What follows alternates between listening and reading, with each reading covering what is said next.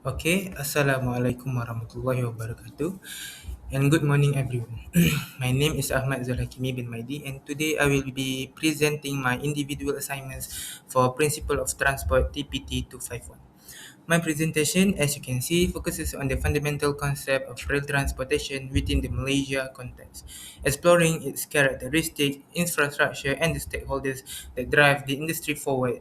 This study was conducted under the guidance of our lecturer, Dr. Hazira Muhammad Nasir. Okay, to begin, let's look at why rail transport is so critical. For many Malaysians, having rail service located near residential area is a primary factor in their quality of life. Effective management of this system does more than just move people. It enhances community, connectivity, and supports sustainable urban development. By understanding these concepts, we gain insights into how transport shapes our daily life and contributes to the overall well-being of our society. Major hubs like MRT Pasar and KTM Kuala Lumpur are the prime example of this connectivity in action. And next, characteristic of rail transportation. What sets rail apart from other modes of transport? Firstly, it is built for mass transit, meaning it can carry a vast number of passengers simultaneously with high efficiency. Unlike private vehicles or buses that share the road, trains operate on a fixed schedule and dedicated track, which make them highly predictable.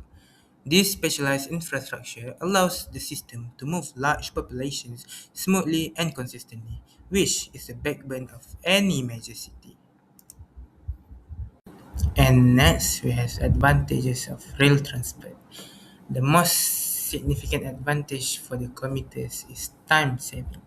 By bypassing the road traffic, rail offers a much faster alternative during the peak hours. Furthermore, from a systematic perspective, rail transport helps reduce the numbers of vehicles on the road, which mitigates general traffic congestion.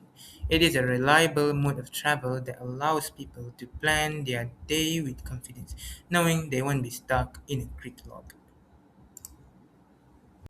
Okay, and this the disadvantages and the service challenge. However, we must also acknowledge the downsides. During peak hours, the system often faces a stream of crowding, which can make the journey uncomfortable for many people. Additionally, while rail is generally reliable, technical glitches or scheduling gaps can lead to significant delays. Perhaps the biggest challenge in Malaysia is the geographic limitation. Many rural areas or city outskirts still lack the direct rail access, making them dependent on other, often less efficient modes of transport. Okay, and next we have the Malaysia rail infrastructure and network. Malaysia has a diverse rail landscape. Our network includes the KTM commuter, ATS intercity trains, the LRT, MRT, and the monorail.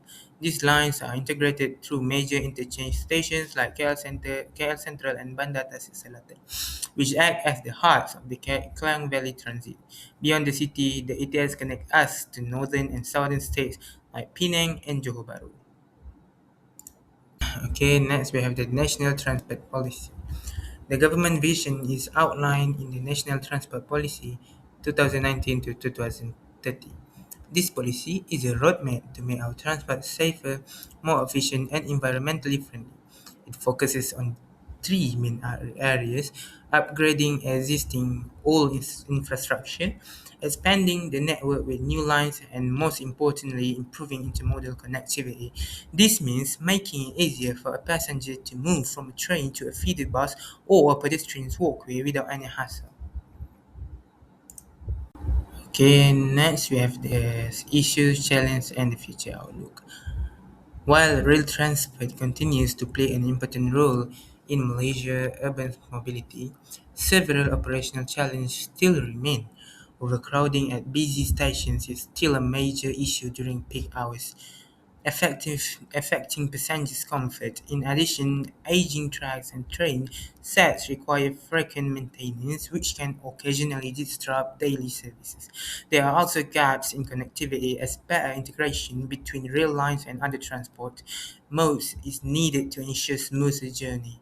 Lastly, rail development is still largely concentrated in the urban areas, making it limited rural access an ongoing challenge. Addressing these issues is essential to ensure a more reliable, inclusive, and sustainable rail transport system in the future. And then the key stakeholders in rail transport. Who are the key players here? First, we have the government and the Ministry of Transport (MOT) who define the strategic direction and represent us in international rail agreement. Second, we have operators and asset owners like Prasarana who manage the daily customers' experience and maintain the fleets. And finally, the most important group, the passengers. Daily commuters in the Klang Valley are highly focused on punctuality and headway, how often the train arrive, and they are the ones who hold the operators accountable. Okay, next we have the case study. The MRT Kajang line is a perfect case study of this principle in action. It demonstrates the excellent synergy between the developer, MRT Corp, and the operator, Prasarana, resulting in 99% services reliability and advanced driverless operations. We also see transit-oriented development (TOD) here, where malls and condos are built directly into stations to boost ridership. Lastly, the My40 and My40 Travel Pass shows social responsibility as the government subsidies fares to ensure that low-income groups can also afford a quality transport. In conclusion, rail transport plays a significant role in improving mobility, connectivity, and the quality of life in the urban areas. As discussed, rail systems are efficient and reliable for moving large number of passengers while also helping to reduce road congestion and travel time. Malaysia Rail's network, including the LRT, MRT, KTM, commuter, and the ETS, reflects the country's commitment to sustainable urban development. But however, challenges such as overcrowding during peak hours, technical disruption, aging infrastructure, and limited rural access still need to be addressed. These issues require long-term investment, continuous maintenance, and better integration with the other transport modes.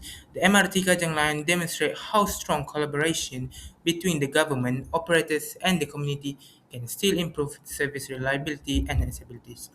So overall, a well-managed and inclusive rail transport system remains essential for the Malaysia's future urban growth.